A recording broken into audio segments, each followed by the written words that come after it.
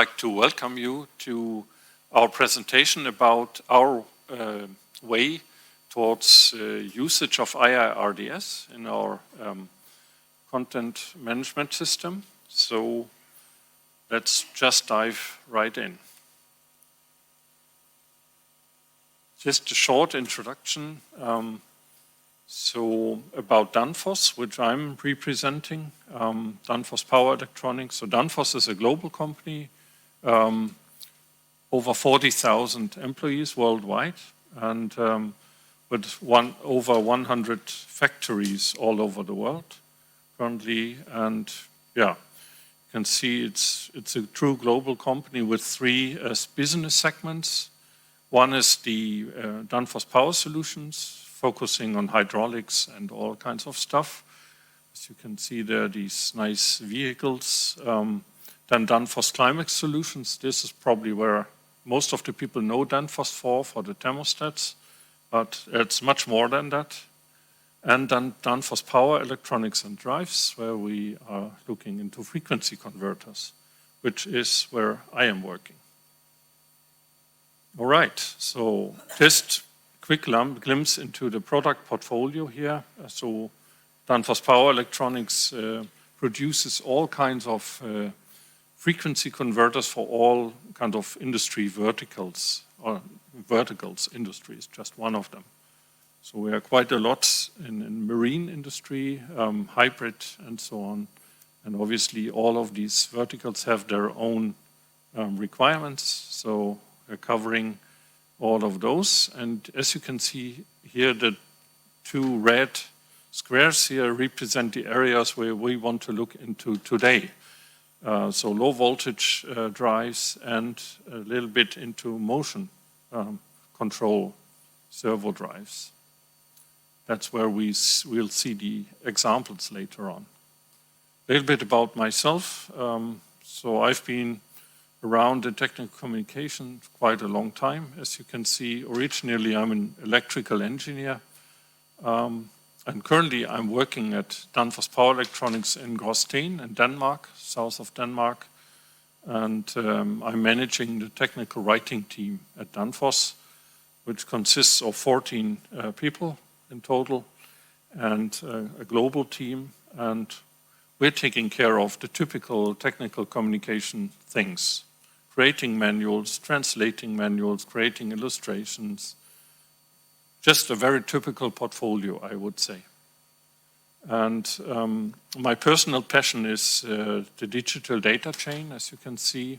So how do we get our data into our products, connected to our products? And I'm Vice President of TCOM Denmark as well. So if you don't know what that is, please check in the program. We have a booth representation tomorrow at the TCOM stand. Frank, over to you. Thank you, Holger. My name is Frank Ralf. I work for the company Parson, and my main focus is on information architecture, knowledge modeling, optimization of data flows, DITA-based documentation. Could you next slide, please? Yes. Parsons, compared to Danfoss, Parsons is a very small company. We're based in Hamburg mainly. We are experts for anything around intelligent information and knowledge management, information architecture. Parsons is an active member of the iiRDS consortium, and we are also iiRDS consultants. As I've said, we are a small company mainly based in Hamburg with offices around Germany, around 20 people working at Parsons, but our customers we're working for customers European, worldwide, for international customers as well. Yeah, and as you can guess, we have held this presentation, not exactly this one, but the first version last year, and this year is kind of how the journey continued, because last year we looked into some pain points that we had, that probably very typical things that, as we are coming from creating manuals, right? A lot of us are creating manuals for our products, like PDF printed stuff. So, and they are created not specifically for the product, they are built, that we built, but for a product family, right? And then we are covering all kinds of, the whole portfolio in technical data tables. It's kind of a not very pleasant experience for customers to find exactly the information that they need for their product that they have physically at hand. So it's just one of those all. And we were having quite an inconsistent user experience because the manuals, due to mergers and due to different handlings in the divisions, are not very consistent in a way, right? Because you don't change everything after a merger, but you have to continue. So quite inconsistent depending on product line. And yeah, a lack of digital content delivery, as I'm saying, we are typically providing old-fashioned PDF manuals, which is obviously not sufficient because there's much more demand. And we had a quite poor search page as well to find even these documents, right? And then try to find within all these 500 search results, find is exactly the right manual that you're looking for. That's quite a pain for us.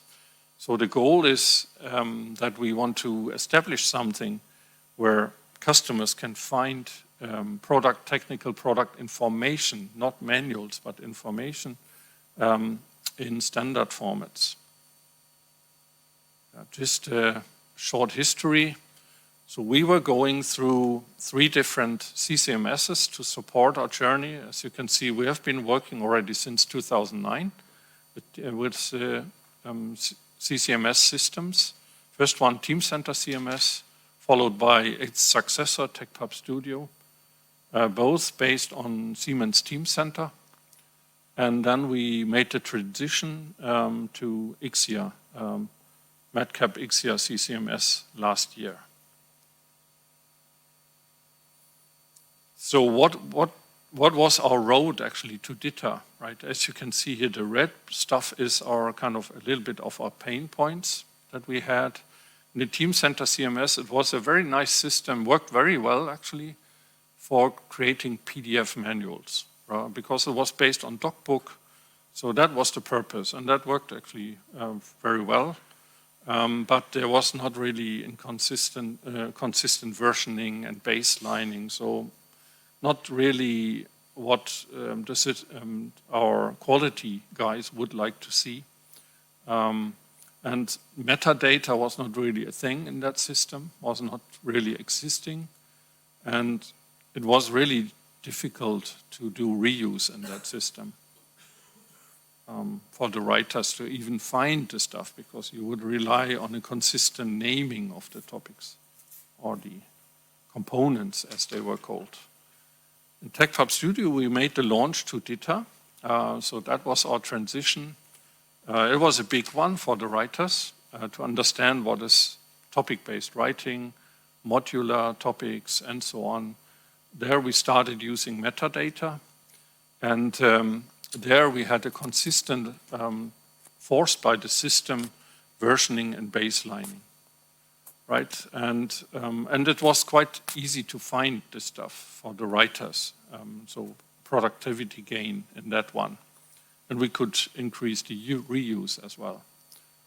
But still it had some quirks. It was a client-server-based architecture, so very poor performance when it came to publishing and so on, at least for our experience, because of our internal setup with all the global server setup.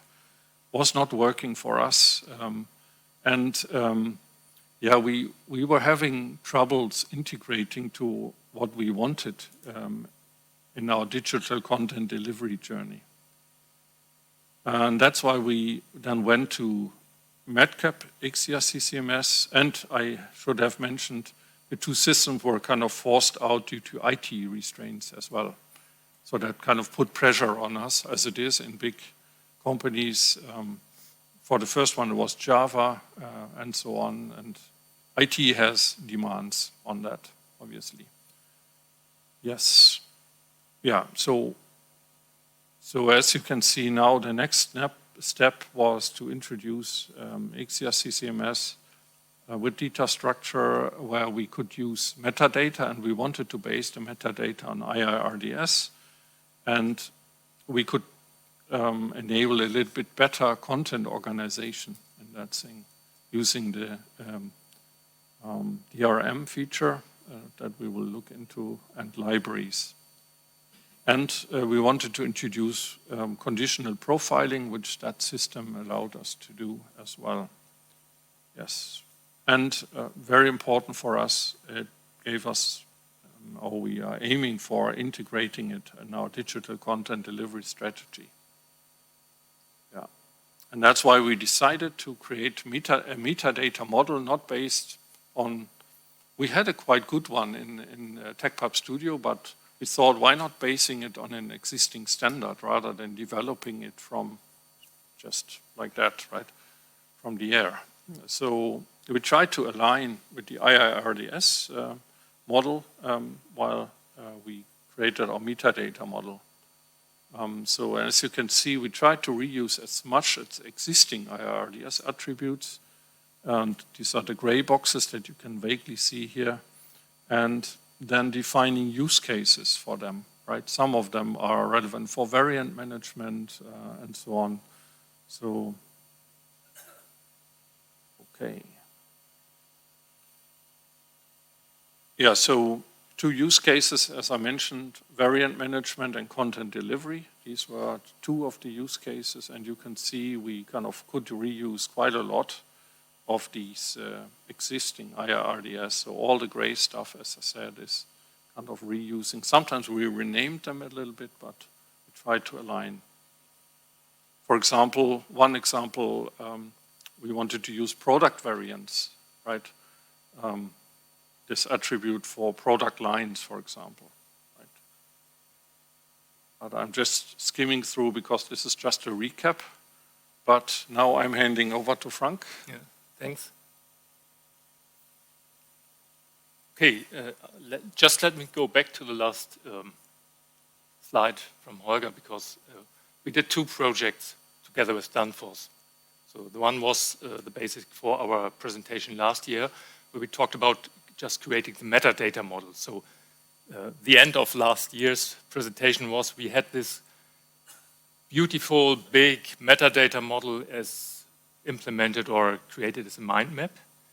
And for those of you, or we talked last year, we talked about that creating the metadata model is just, it should be independent from the implementation, how you actually implement the metadata model.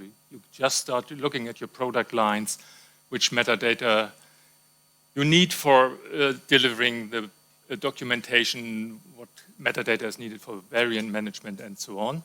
And after that, of course, comes the hard part, actually implementing this metadata model. And that's what we're talking about today. So from theory to practice, that was the focus of the second project we did together with Danfoss. And I will talk about it. What we actually did in this joint project was a small pilot project, so we couldn't do so very much, but we focused on the most important parts of implementing the metadata model. Just talk a bit what we did, how we worked together, and we give some examples. Talk about what's very important about the decisions you have to make, what and how to implement, and we will give you some concrete examples, as Holger already pointed at, from mapping the iiRDS data to the implementation in the system. We will talk about, show you some product property implementation, some product type hierarchy, how this is implemented, and especially how everything comes together in IXIA CCMS. So what we did together with Danfoss in this small project was we did some interactive workshops, because we just we didn't want to go there and tell them what to do, but we wanted to enable them to implement things themselves, to change things themselves. So a main part of the project was the knowledge transfer and the enablement of the technical writers to do these changes themselves. So what we did was in the first project, we already created a DITA specialization for Danfoss. And in the second project, we worked together with the technical writers, fine-tuning this specialization and showing them how to implement or how to do these changes technically themselves. One example was that we renamed one of the specialized profiling attributes. And we helped them implementing these metadata concepts in the IXIA CCMS by creating a concept or discussing with them a concept for creating the products, setting up the products in IXIA, and creating the libraries for the reusable content. Okay, the first step is or was to decide what of this big metadata model that we had in this mind map actually we wanted to implement in the first step. So we decided, or Danfoss decided, to actively implement two profiling attributes, and of the other profiling attributes that we had set up in the DITA specialization already, we decided not to implement them in the first step. And then, of course, the decision was where to implement it, with which features of the CCMS the implementation should be done. The one decision was whether the metadata should be implemented as metadata in the DITA content itself, or whether that should be done with features that are especially provided by the IXIA CCMS. So what we did, we implemented a number of metadata as DITA elements and DITA attributes with this specialization. And we implemented another part of the iiRDS metadata model with the specific features of IXIA CCMS. So the main component we used for that was the dynamic release management. We already made a lot of use of the libraries feature of IXIA, but we decided against using the taxonomies that IXIA provides because that was not powerful enough for mapping all the metadata elements that we wanted to use. So, which part or which iiRDS components were mapped to which CCMS features? The profiling attributes, I've already talked about that, were implemented as specialization to the DITA schema for Danfoss.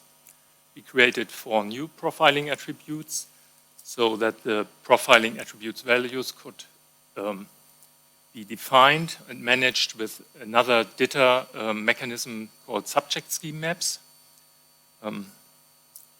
We had for each product series, we will see an example later, we had an additional property, the product type hierarchy, and all these DITA-based mechanisms and implementations were stored inside IXIA-soft libraries so that they could be managed in the IXIA-soft, in the IXIA CCMS. So you see here a mapping of the profiling attributes that were defined in the metadata model, and on the right side you see the actual dialog that pops up in Oxygen when selecting the attributes. All the attributes are already available, but actively used are only the 2 product properties and product type hierarchy at the moment. Another set of metadata was implemented as DITA elements, specialized DITA elements, so that we could enrich the DITA content itself by Danfoss-specific metadata. Here's an example for all the metadata we used. We used standard DITA elements, for example, the author information, and those were enhanced by specialized DITA elements, especially created for Danfoss.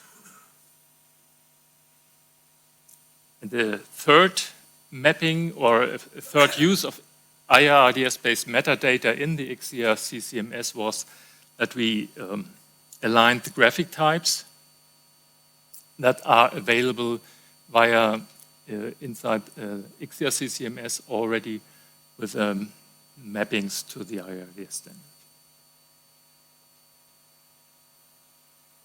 So yeah, now for a concrete example, the iiRDS product property. And if you go to the website of Danfoss, you could search for see this. It's called the frame designation. It's a frame size for the what is it called? It's, for the enclosure. Yes, for the enclosure for things. So this is was mapped to the iiRDS class product property. For this, we defined the DITA corresponding DITA profiling attribute with the same name, and Danfoss uses this profiling attribute for filtering in IXIA CCMS using the DITA mechanism, the DITA val files, and actually the product property is the deepest level they use for filtering information in the technical documentation. And you see we are looking at this specific frame designation size FA03A. You see this is where it shows up in the product catalog on the website.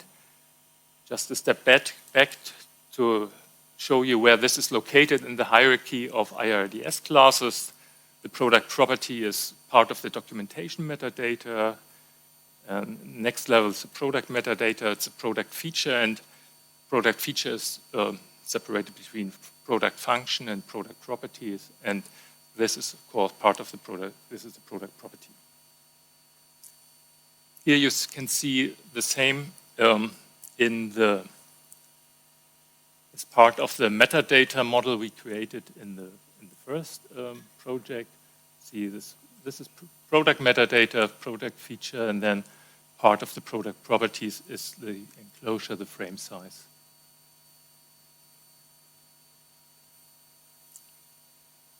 Modeling that as a profiling attribute for the DITA content enables Danfoss to create or use subject scheme maps to define the allowed values for these property. And the property value actually is the key element here. Oh, sorry. That's this here. Subject scheme maps also allow more easy to read value in form of the NAV title, so the authors don't have to remember the actual technical value for this property, but can use the usual name they know.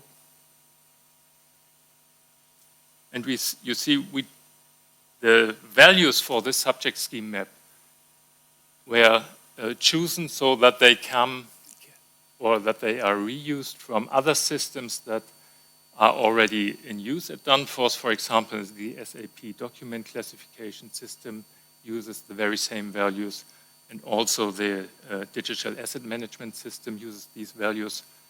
Currently, there's no automatic reuse of the values from these systems in the DITA documentation, but that is planned for the future.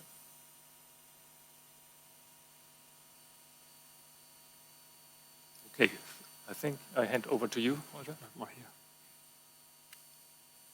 Yes, let's take a look at another example. So as I said, so this is a product from our motion products portfolio. So the more smaller motors, as you can see. So this is kind of the journey that you see in the product store when you go there. So you have the whole product portfolio here of drives, and then you can drill down to the motion products.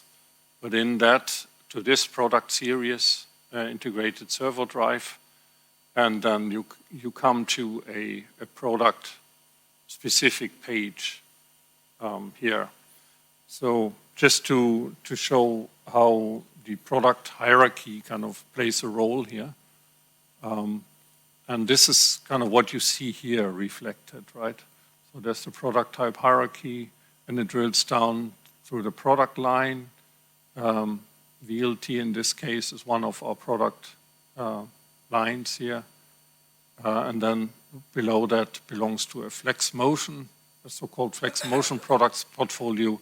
And then there is the specific product, ISD 520 in this case, which is then level 5. So that was very important that we stick to what we use internally in our other systems, because this is given from the PIM system later on, currently in the PLM and SAP. But one reason why we did not implement some of the other iiRDS features there is because all of these systems are currently open boxes, so they are reintroduced. So that's why we kind of don't want to start implementation now. Yes, here you can see the same a little bit just for the other products. So here what Frank described, so there is the map reference here, the attribute of product type hierarchy, and the keys, same here. Oops, sorry. Oops, that was far too far. So that is kind of aligned with the code used in the other systems like SAP and DAM.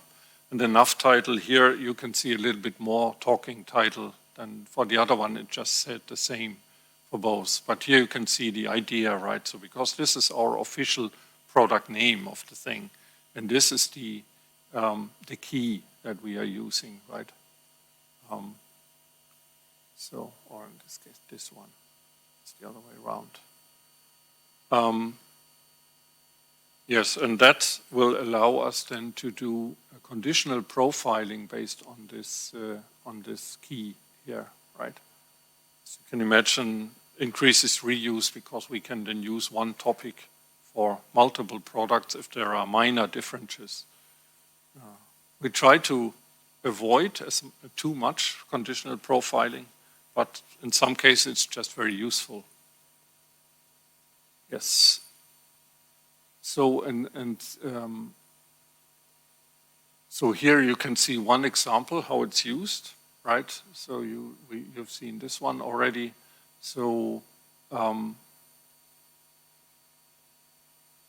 so this is a snippet from actually the CCMS, and you can see here how the conditional profiling is then introduced. So in this case, it's a if these keys, this is only valid for these keys, but not for the other products, right?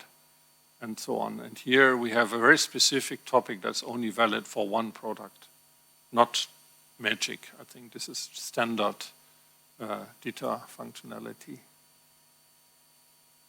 Yeah, this one, just to give you a little bit of an idea. Frank mentioned already the DRM. So that is a feature that IXIA brings, and that was one of the tools we were using in our journey here. So the idea is that so we create different content sets for the different products, and there's no reuse between the products, only within the same product. Seems like a limitation, but it's just for us. Otherwise, the reuse would be far too complicated. And as we are a global team, at some point, no human brain can handle all these dependencies, right? If you reuse across the whole product portfolio, it will just not very efficient be. And mistakes will happen. We made this experience in our last CCMS where we made reuse across all the products, and it was kind of a mess. And you can see here on the product level we have metadata only for the release management. The release branch has an own metadata, and the version creates a branch. So you can say it like this. So the the element that we were using, that's a DITA map specialization called container. So the branching of a product creates a new, what can I say, a new branch with a mapped fork. Who is not nerded out by now? No? No one nerded out? That's good. So it's a, and we have the possibility then to use these branches from IXIAsoft. So the libraries, they are below the products. So we have the products and then the libraries. These are the top levels here. And the libraries belong to a product, and they can be reused anywhere by all products and between other libraries. So on the library level, reuse is possible, right? Sounds a little bit strange, maybe, and yes, but maybe this picture explains a little bit better. So. So this is not how it actually looks in the system, just explains the concept, right? So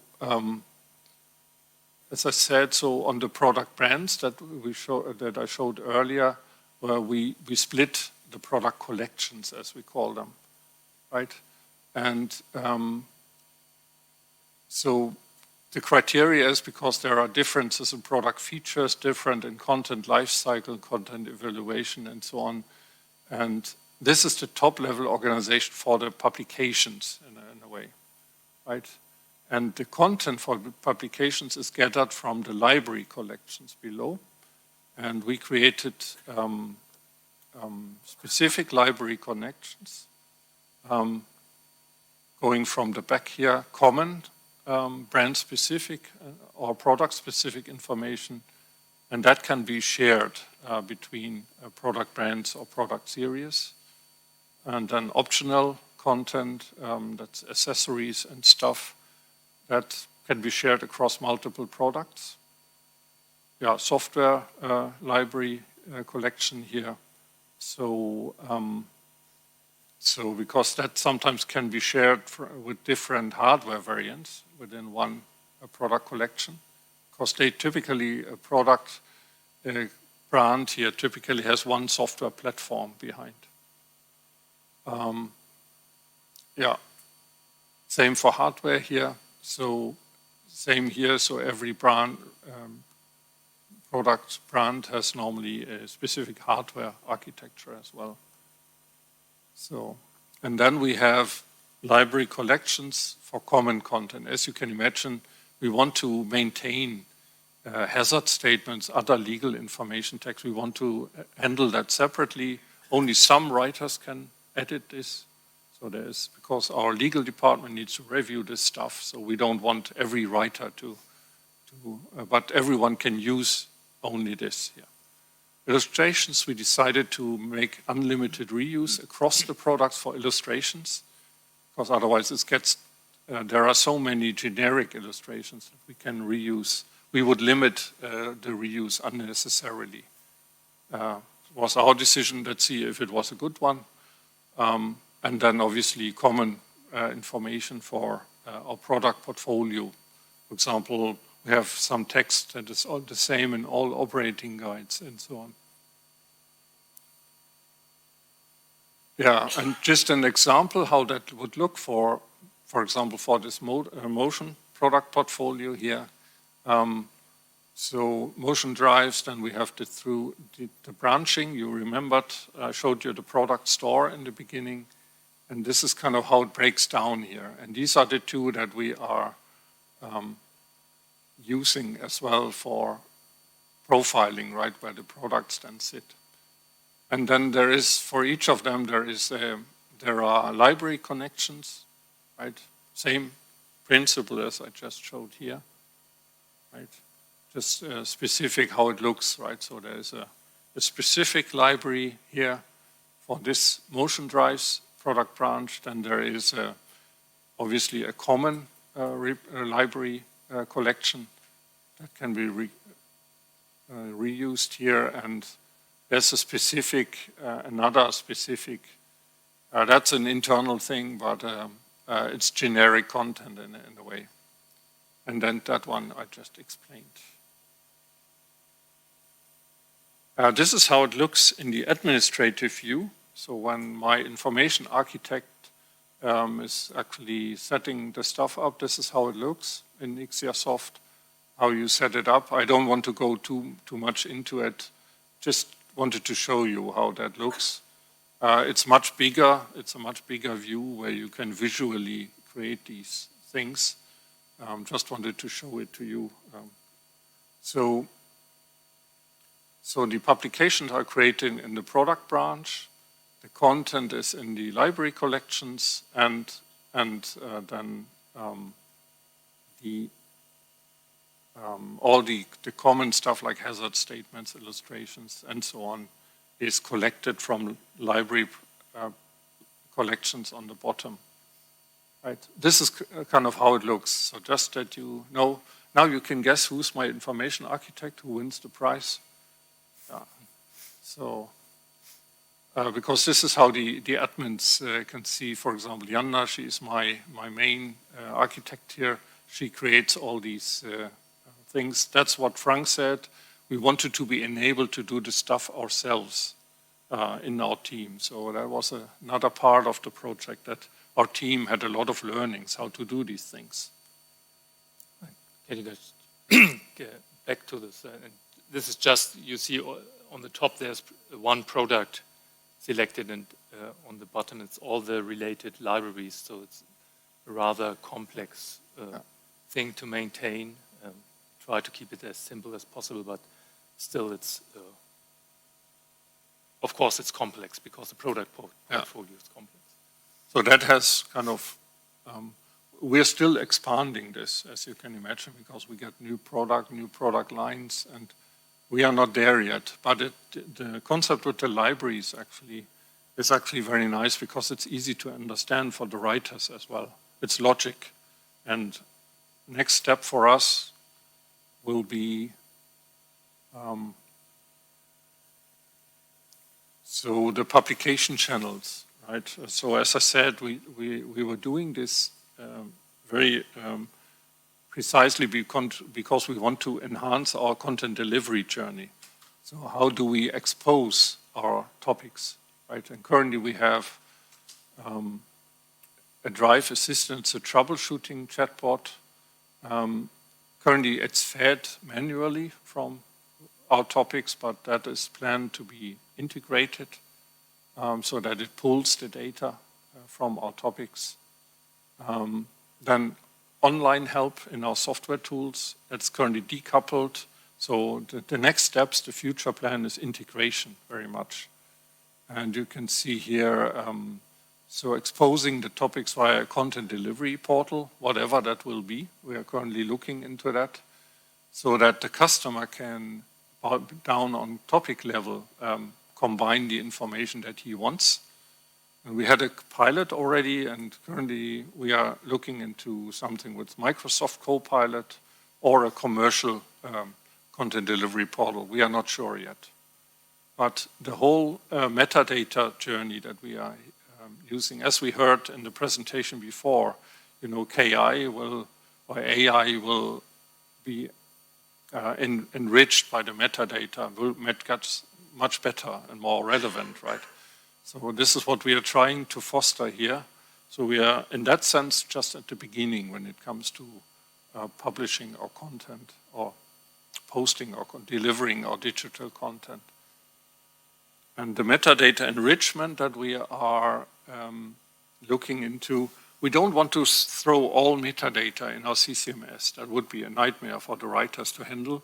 But what is planned, and we are already in the discussion on that, there will be metadata enrichment should be part of the post-publishing process then, based on some rules. So I just have to run through now because we are running a little bit out of time. So the idea is still we want to create a documentation, and this is all laying the the groundwork here, that we can offer topics based on the serial number of a product, because that would be relevant for the customer, looking on the number plate, typing in serial number, and they only get what they need and not more, not drowning and oops, sorry. And then same approach here. This is just one scenario, right? Product instance-specific documentation via VDI 2770, which we do already, but manually currently. So that will be integrated in that journey. And then obviously the integration of PIM to inherit the product hierarchy directly and not maintaining it in the CMS, right? And then the product lifecycle connections, getting them from PLM. So, but both of these big systems are currently in an update, so we cannot really do the integration now. But that is how it will continue. And I think that gives us 3 minutes for questions, same as in the last presentation.